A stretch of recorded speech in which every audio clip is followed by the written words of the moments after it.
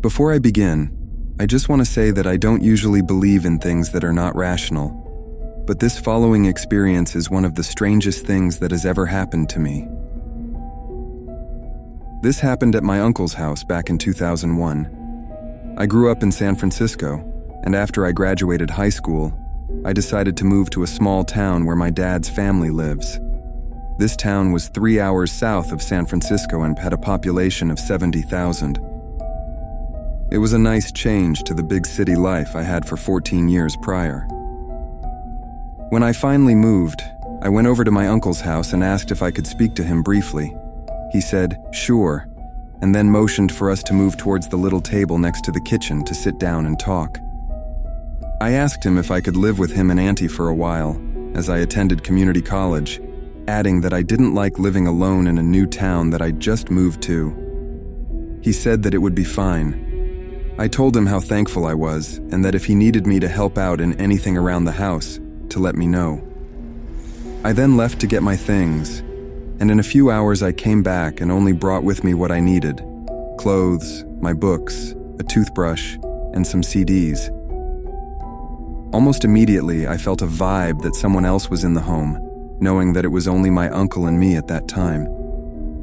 This perplexed me. I compare this to a feeling of when you go to a friend's house for a party and there are people walking around. It wasn't necessarily a bad feeling, but it got my attention. One day, I saw my uncle doing beadwork at the table, listening to a radio talk show. I asked if I could sit with him and listen, and he agreed.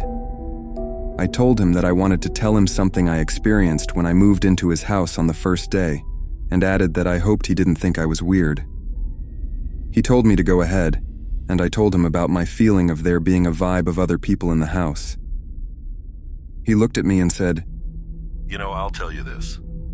In all the years that I have lived here, I have had some experiences that I couldn't explain. They didn't scare me much, but I noticed them. Tell me one thing that happened, I replied. One night I was watching the History Channel, and I was by myself in the house.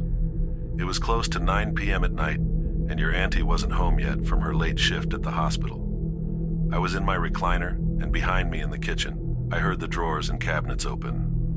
I went to turn on the kitchen lights, and a few of the drawers and cabinets were opened out all the way. So I believe you. I don't think you are weird or anything. A few months later, I had my own experience. When my experience happened, I was the only one in the home, as my uncle and my auntie were out for a while. My cousin Mary was away attending her first year at university, so I was given her room when I moved in. I was walking down the hallway leading to this room one night, and it was pitch black as it usually is. This being my uncle's house, it was far out in the country and the last house on the block next to a field. There were also barely any street lights to shine inward toward the home. I turned to the right down the hallway leading to my new room. By this time, I had grown used to walking into the center of the room to pull the long string tied to the ceiling fan to turn on the light bulb. I was feeling around in the dark for the string, and then suddenly, I saw something darker than my room come toward me. When this thing came toward me, it started to push me out of the room, and I wasn't able to see out of my left eye, which was even stranger. Of course, initially I thought it was a person, but while it was pushing me, I knew that it wasn't human because it didn't have the characteristics of one. What would be this thing's arms and hands felt much bigger, and where the fingers would be, I would compare it to something like paws. After the pushing stopped, I was finally able to see out of my left eye again and found myself completely outside of my room in front of the bathroom door. When I looked at how far I was pushed out of the room from where my ceiling fan was to where I found myself, it was a total distance of about 8 feet. Thoughts going through my head were, "That is impossible. What in the world just happened? What was that?" Whenever I look back on this experience, it is still one of the strangest that I have had in my life. When I did research on the previous families and history of the house, there was a woman that lived there until old age, but there wasn't anything else I was able to find out.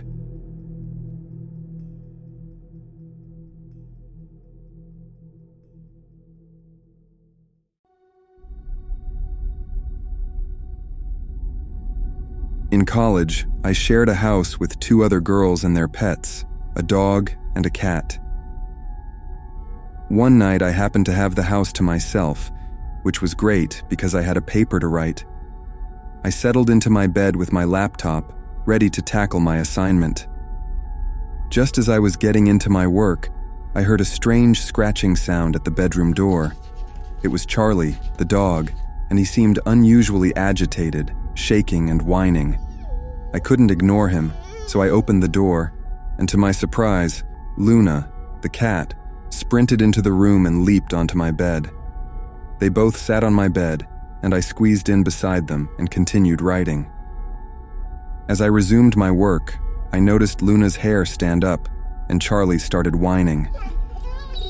They both looked up at the ceiling at the same time and stared at it for a few minutes. Then their gaze shifted towards the door. I thought that my roommates had come home, but when I opened the door, the house seemed empty. What was really creepy is that when I opened the door, I saw Luna stand up and arch her back, while Charlie started barking, both looking at the empty dark hallway outside. I closed the door and lied back down to continue my paper. Suddenly, I heard footsteps upstairs in the hallway that connected the bedrooms. It was a short hallway, only about 20 feet long, but those footsteps continued to move and move, seemingly passing through the outer wall of our house and into the neighboring one. We lived in a semi-detached house, so both mine and the neighbor's house shared the same wall. Charlie started to growl low in his throat, while Luna's grip on my legs tightened. My heart raced as the footsteps abruptly turned around and began sprinting back towards our direction. The tension in the room was intense, and then suddenly, a door slammed shut. I could hardly believe my ears, and felt an intense fear. My heart pounded in my chest as Charlie erupted into a frenzy of barking. I knew I had to investigate, so I grabbed a knife from the kitchen and cautiously made my way upstairs. The silence was eerie. Nobody should have been in the house besides me and the pets. As I reached the top of the stairs, my grip on the knife tightened. I could see that all the bedroom doors were closed, and I couldn't sense any immediate danger. I decided to check each room, one by one, my heart still racing, and my senses on high alert. The first room was empty, and so was the second. When I reached the third room, I pushed the door open, and it creaked eerily. There was nobody inside, but some books had fallen off of the shelves. Baffled and unnerved, I decided to search the rest of the house, but no intruders or signs of forced entry were found. I decided to knock on the neighbor's door, as I assumed that the sounds probably came from their house. My neighbor opened, and I questioned her about the strange footsteps and the slamming door, but she had no answers. She said she was alone in the house also, and heard similar sounds herself, but had no idea where they came from. It was as if the footsteps had come from nowhere and vanished into thin air. My heart was still racing, but there was no logical explanation for what had occurred. When my roommates came home, I told them about what had happened, and they both got really freaked out. Eventually, the tension in the house subsided, and we all tried to settle back into our routines. I couldn't shake off the feeling that something inexplicable had happened that night. Luna and Charlie returned to their usual selves, but the memory of those eerie footsteps and the slamming door haunted me for a long time, leaving me with an enduring sense of unease in our once familiar home.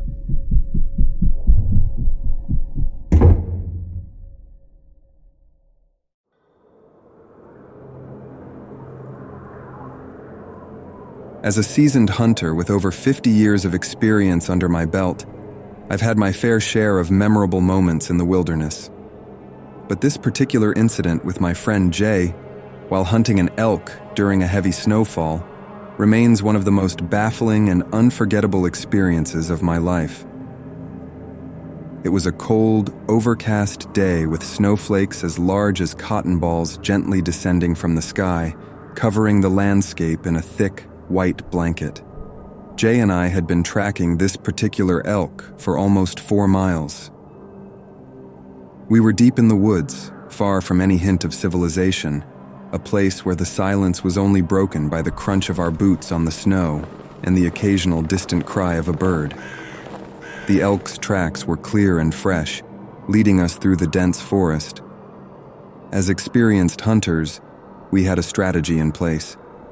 Jay would circle around, attempting to cut off the elk's path, while I followed directly behind the animal. If the elk were to break from the cover of the trees, we'd be ready. I remember the steam rising from the elk's fresh urine trails, a sign that we were closing in. My heart raced with anticipation. I had my gun ready, an extension of my years of experience and skill.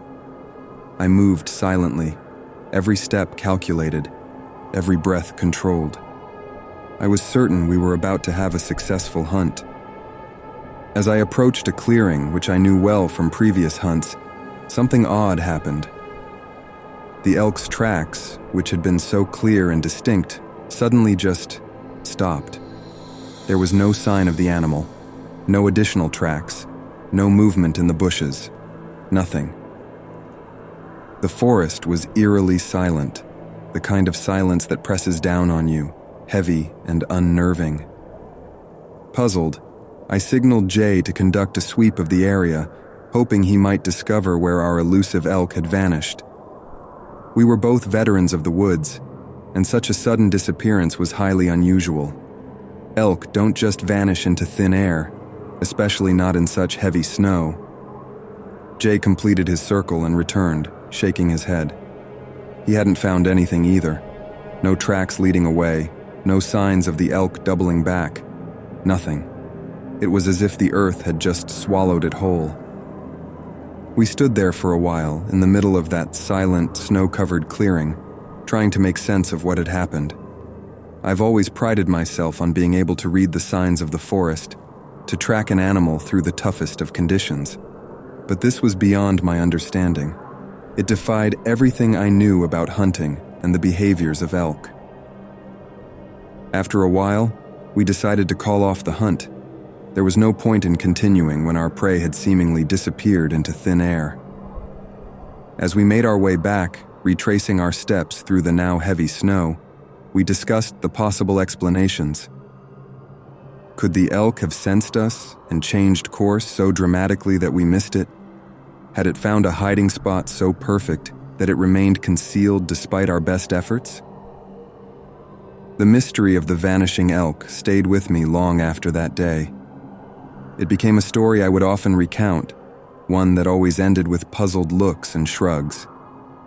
In all my years of hunting, I've come to expect the unexpected, to respect the unpredictability of nature.